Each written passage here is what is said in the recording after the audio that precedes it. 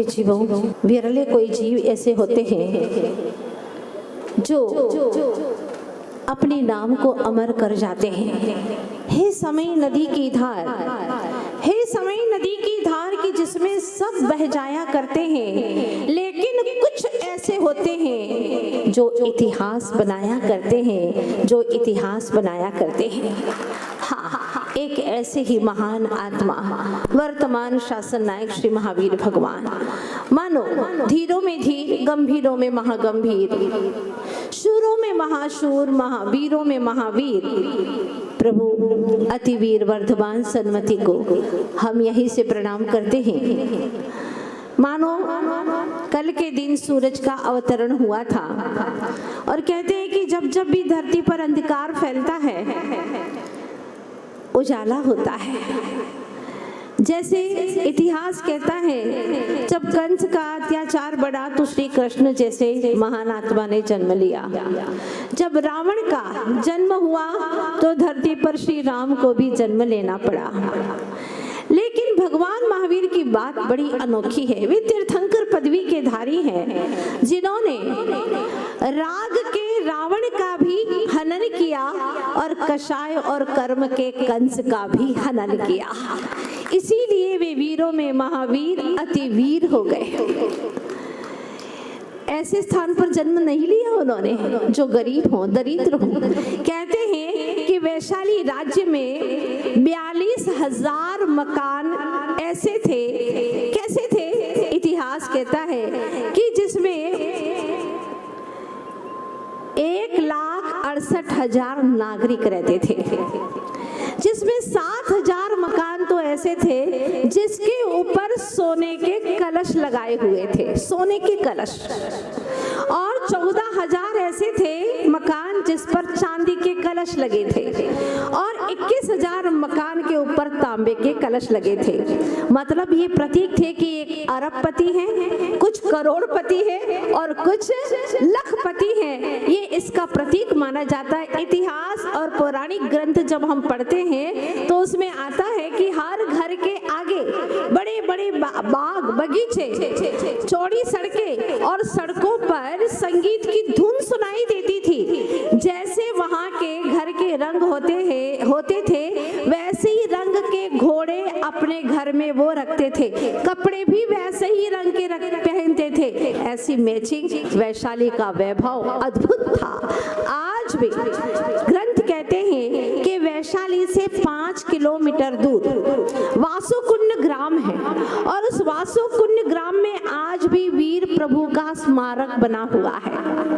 पीढ़ी दर पीढ़ी वहां के लोग कहते हैं उसको अहल्य भूमि। क्या बोलते हैं? अहल्य भूमि, अर्थात हल नहीं जोतना। क्यों नहीं जोतना? जहाँ पर भगवान महावीर जैसे तीर्थंकरों ने जन्म लिया हो वहां पर हल नहीं जोतना, इसलिए उसका नाम है अहल्य भूमि। और अभी भी उस गांव में 25 घर ऐसे हैं जहां एक व्यक्ति घर में अवश्य ऐसा रहता है जो बाल ब्रह्मचारी रहता है। भगवान महावीर की परंपरा को आज भी वो चला रहे हैं। अब उस वासुकुंड से लगभग 1 किलोमीटर दूर जाते हैं तो महावीरपुर नाम का पहले गांव था, अब तो नाम बदल दिया है। अब वासुकुंड से 3 किलोमीटर दूर जाते हैं तो बनिया गांव पड़ता है, वाणिज्य गांव भी उसको कहा जा सकता है। पास में एक जैनी नाम का नगर है, वहां पर अटूट वैभव था जब बालक वर्धमान ने जन्म लिया था, क्योंकि वो सामान्य नहीं थे, तीर्थंकर की सत्ता के धारी थे। तीर्थंकर प्रकृति का उदय आने वाला था। जैसे आज हम दुनिया में देखते हैं तरह तरह के लोग रहते हैं। अगर 4 भागों में हम विभाजित करें उन लोगों को, जैसे पहले कुछ लोग ऐसे हैं जिनके विचार भी अच्छे नहीं होते और आचरण भी अच्छा नहीं होता। दूसरे नंबर के वे लोग हैं जिनके आचरण तो अच्छे होते हैं दिखावे के, लेकिन विचार अच्छे नहीं होते। तीसरे वे लोग हैं जिनके विचार तो अच्छे अच्छे होते हैं लेकिन आचरण अच्छा नहीं होता। लेकिन चौथे तरह के वे लोग हैं जिनके विचार भी अच्छे हैं और आचरण भी अच्छे। ऐसे चौथे भाग में विभाजित जो हैं उनमें से तीर्थंकर महावीर सर्वश्रेष्ठ मानुष प्रकृति को भी जिन्होंने आगे बढ़ा करके महापुरुष के रूप में इस धरती पर जन्म लिया। कई तरह के फूल रहते हैं धरती पर, हमने देखे हैं। कुछ ऐसे हैं जिसमें सुगंध भी नहीं होती और सुंदरता भी नहीं होती, दोनों नहीं होते। कुछ ऐसे फूल देखे हैं जिसमें सुगंध तो नहीं होती लेकिन सुंदरता होती है। कुछ ऐसे फूल होते हैं तीसरे नंबर के जिसमें सुंदरता तो नहीं होती पर सुगंध होती है। पर चौथे तरह के वे फूल हैं जिसमें सुगंध भी होती है और सुंदरता भी होती है। ऐसे चौथे नंबर के फूल की भांति हमारे तीर्थंकर बालक वर्धमान थे। वास्तव में कल का दिन कितना महत्वपूर्ण, गौरवान्वित करने वाला, क्योंकि अंतिम शास्त्र तीर्थंकर महावीर स्वामी का जन्म हुआ। अब कोई भी तीर्थंकर इस हुंडाव सर्पिणी के काल में जन्म नहीं लेंगे। 10 कोड़ा कोड़ी सागर काल में 24 ही ऐसी परम पवित्र आत्माएं होती हैं जो सारे विश्व के हित का, कल्याण का विचार करती हैं। ऐसे ही बालक वर्धमान जिनके बारे में हम कल से चर्चा करते आए हैं, कल से नहीं विगत 3 दिन पहले से चर्चा करते आए हैं, वो बालक वर्धमान 30 वर्ष के हो गए हैं और माँ चाहती है कि बेटा विवाह करे, कब से मना रही है। लेकिन बालक वर्धमान है, युवा हो गए हैं, किशोर हो गए हैं, अब वह विवाह करने के लिए मना कह रहे हैं। माँ ने बहुत समझाया, तब एक दिन माँ जिद पर आई तो बालक वर्धमान ने कहा ठीक है कर लूंगा विवाह, लेकिन मेरी भी एक शर्त है। बोलो बेटा क्या शर्त है? तैयार तो हो गए, कम से कम माँ बड़ी खुश थी, तैयार तो हो गए, कहो बेटा कहो, जो शर्त है सामने रखो। तो माँ मैं विवाह तो करूंगा लेकिन मेरे लिए ऐसी संयोगिनी चाहिए, ऐसी संयोगिनी कन्या चाहिए जिसका कभी विरह ना हो। है ऐसी कोई कन्या धरती पर जिसका कभी विरह ना हो? माँ सोच में पड़ गई, माथा पकड़ लिया। तेरे प्रश्नों का जवाब मेरे पास में नहीं है वीरा, मैं कैसे दूं इसका जवाब? भला ऐसे कैसे हो सकता है? तो माँ मैं खुद उसे चुन करके लाऊंगा, मैं खुद उसे ब्याह करके लाऊंगा और वो होगी मेरी मुक्ति कन्या, जिसको पाने के बाद में कभी भी विरह होता ही नहीं। शादी अनंत काल तक के लिए बस प्राप्त हो गई तो हो गई बस माँ, मैं उसे ही वरने जा रहा हूँ। माँ को बहुत बुरा लगा। कहते हैं कि उस वक्त माँ ने महल में बुला करके बहुत कुछ समझाया, लेकिन वो विवाह को तैयार नहीं हुए तो माँ ने उनको गाली दी। सुना आपने कभी ऐसा? हाँ, ऐतिहासिक गाली दी उन्होंने। आप लोग सुनना चाहते हो क्या? मैं सुनाना चाहती हूँ। माँ त्रिशला ने गाली दी और कहा कि ठीक है तुमने माँ का दिल दुखाया है, अब तुम्हें कभी भी दूसरी माँ नहीं मिलेगी, कभी दूसरी माँ तुम्हें नहीं मिलेगी। मैं बेटा बेटा बेटा कह के कर करके तुमको इतना समझाती रही, लेकिन तुम बेटा होकर के माँ की बात नहीं माने। अब अनंत काल तक के लिए बेटा कहलाने के लिए तरस जाओगे, लेकिन तुम्हें कोई बेटा नहीं कहेगा। ठीक है घर से जाते हो तो चले जाओ, जंगल में अकेले रहोगे, अब घर नहीं मिलेगा तुम्हें, ऐसा भवन तुम्हें नहीं मिलने वाला है। जाओ ठीक है, यहाँ तक कि तन को ढकने के लिए छाल तक नहीं मिलेगी तुम्हें, चले जाओ। और सुनो, ये माँ का दिल है, माँ की भावना है। क्या कहूँ बेटा, तुम मेरी बात नहीं मानते हो। जो तुम्हें भोजन देगा ना, ध्यान से सुनिएगा, जो तुम्हें भोजन देगा वो संसार में बचेगा नहीं। जो तुम्हें भोजन देगा वो संसार में बचेगा नहीं। अरे चुपचाप क्या खड़े हो? एक माँ का दिल दुखा रहे हो तुम, जिंदगी भर ऐसे ही रहोगे। बड़ी ही रहस्यपूर्ण गालियां थी। ठीक है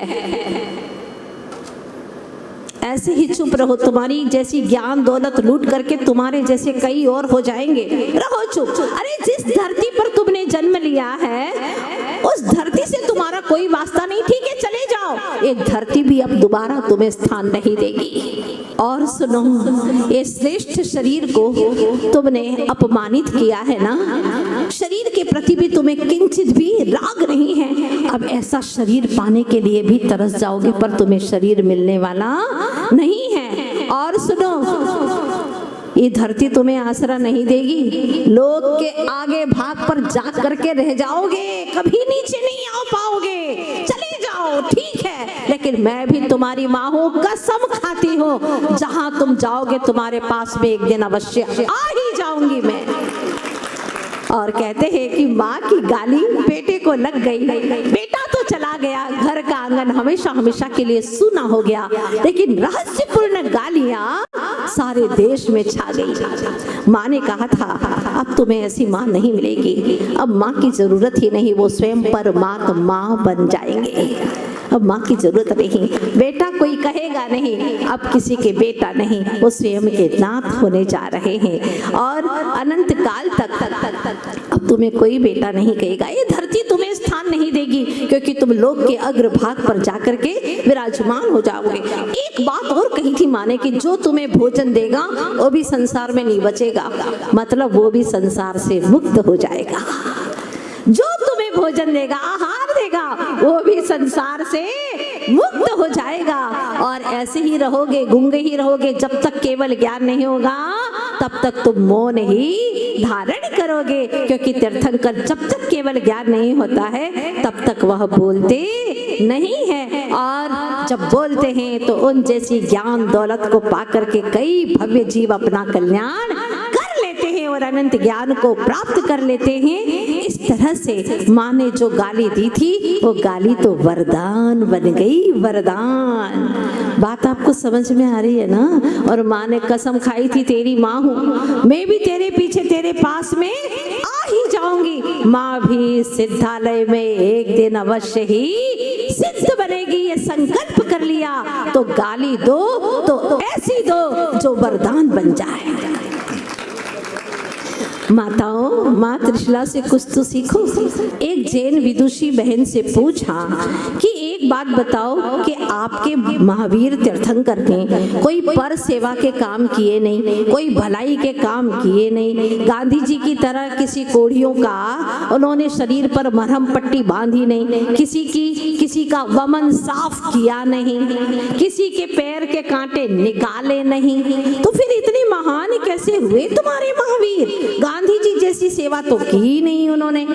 वो महिला, जैन महिला स्वाध्यायशील थी, उसने सीधा जवाब दिया, सुनिए हमारे भगवान तीर्थंकर महावीर स्वामी ये सब करने की उन्हें जरूरत पड़ी ही नहीं, क्योंकि वे जहां जाते थे जाने के पहले ही सारे जीव स्वस्थ हो जाते थे। किसी को वमन होता ही नहीं था जो साफ करना पड़े, किसी को कोढ़ होता ही नहीं, जो भी अस्वस्थ थे, जो रोगी थे, सबके सब निरोग हो जाते थे, क्योंकि ऐसी पुण्य वर्गणाएं हवा से स्पर्शित होती थी। हवा से स्पर्शित वे पुण्य वर्गणाएं जिसे भी लगती वो सब स्वस्थ हो जाते थे। इसलिए तीर्थंकर भगवान महावीर को किसी के पैर का कांटा भी नहीं निकालना पड़ा, क्योंकि जब वे विहार करते थे तो सारे कांटे ही साफ हो जाते थे। अभी आपने चौथी सदीशय में पढ़ा है। इस तरह से महावीर स्वामी का नाम ऐसा था, उनका काम ऐसा था। इस तरह से जब वह बताती है तो वाकई में हम भगवान महावीर स्वामी की महिमा को शब्दों से बखान नहीं कर सकते, लेकिन उनके आदर्शों को हम अपने जीवन में जितना अपनाएंगे उतने ही हमारे भीतर से वो अहोभाव आएगा। बोलो बोलो बोलो। सामान्य व्यक्ति के बर्थडे पर जाते हैं तो गिफ्ट लेकर के जाते हैं। क्या लेकर के आए हैं आप? कुछ नहीं लेकर के आए। कुछ देंगे आप लोग? चलिएगा। तो सर्वप्रथम गौतम स्वामी ने महावीर भगवान के समूह शरण में उनकी स्तुति की। उनकी स्तुति की। जो जाति से ब्राह्मण थे, गौतम गणधर, उन्होंने स्तुति की सबसे पहले। आज से कितने वर्ष पूर्व? लगभग 2600 वर्ष पूर्व लगभग। इतने वर्ष पूर्व जब उनकी स्तुति की तो चैत्य भक्ति के रूप में उन्होंने वर्णन लिखा और वह विधान बन गया चैत्य भक्ति विधान, पहला विधान जो आपने कभी देखा नहीं होगा। बहुत पावरफुल। एक व्यक्ति ने जो युवा था उसने कहा, माता जी मुझे कुछ ऐसा व्रत दीजिए जिससे मेरा काम हो जाए, मैं बहुत परेशान हूँ और मैं दीक्षा भी लेना चाहता हूँ, सारी परेशानियों से मुक्त होकर के दीक्षा लेना चाहता हूँ। बाल ब्रह्मचारी था। मैंने कहा ठीक है, सबसे पावरफुल विधान तुम्हें देती हूँ, चैत्य भक्ति व्रत विधान। तुम इस व्रत को करो, 36 व्रत है। कितने हैं? 36। एकासन करो या उपवास करो, उपवास करना श्रेष्ठ है। इतना शरीर तो सबके पास में हष्टपुष्ट है कि कम से कम 36 व्रत कर सकते, कभी भी करें। इसके पीछे इसके जाप भी लिखे हुए हैं, तो आप एक एक जाप करके और उस पे राइट का निशान लगा दें और एक अर्घ्य चढ़ा दें। भगवान जिस दिन जो भी व्रत है वो एक अर्घ्य चढ़ा दें। और विधान छोटा सा ये है, पूरा विधान पढ़ना ही नहीं है। एक मूल पूजन करें, एक अर्घ्य चढ़ाएं और अंतिम की जयमाला पढ़ें और एक माला फेर ले, आपका व्रत हो गया।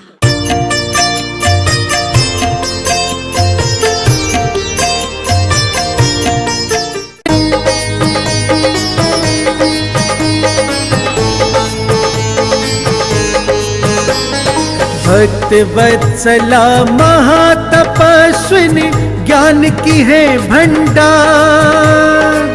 भक्त वत्सला महातपस्विनी ज्ञान की है भंडार।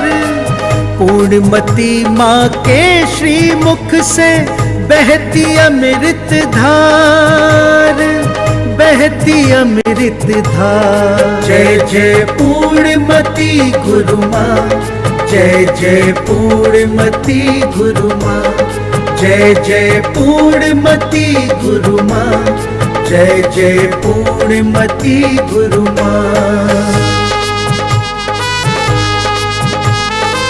लगे प्रभु स्वयं बोल रहे हैं, ऐसी माता की वाणी सुनकर इनके शब्द अलौकिक मंत्र मुग्ध होते प्राणी, मंत्र मुग्ध होते प्राणी। शब्द शब्द में छिपा है जिनके मोक्ष ज्ञान का सार, मोक्ष ज्ञान का सार। जय जय पूर्णमती गुरु माँ, जय जय पूर्णमती गुरु माँ, जय जय पूर्णमती गुरु माँ, जय जय पूर्णमती गुरु माँ। ज्ञान के पावन मोती गुरु माँ सारे जग को बांट रही। अपनी वाणी से भक्तों के दुख कष्टों को काट रही, दुख कष्टों को काट रही। करें अनुसरण आओ इनका, करने स्वयं उद्धार, करने स्वयं उद्धार। जय जय पूर्णमती गुरु माँ, जय जय पूर्णमती गुरु माँ, जय जय पूर्णमती गुरु माँ, जय जय पूर्णमती गुरु माँ। माता के पावन श्री मुख पर तेज सूर्य सा राजित है। करुणामयी के दिव्य ज्ञान से ये संसार प्रकाशित है, ये संसार प्रकाशित है। जिन वाणी चैनल का माँ को नमन है बारंबार, नमन है बारंबार। जय जय पूर्णमती गुरु माँ, जय जय पूर्णमती गुरु माँ, जय जय पूर्णमती गुरु माँ, जय जय पूर्णमती गुरु माँ।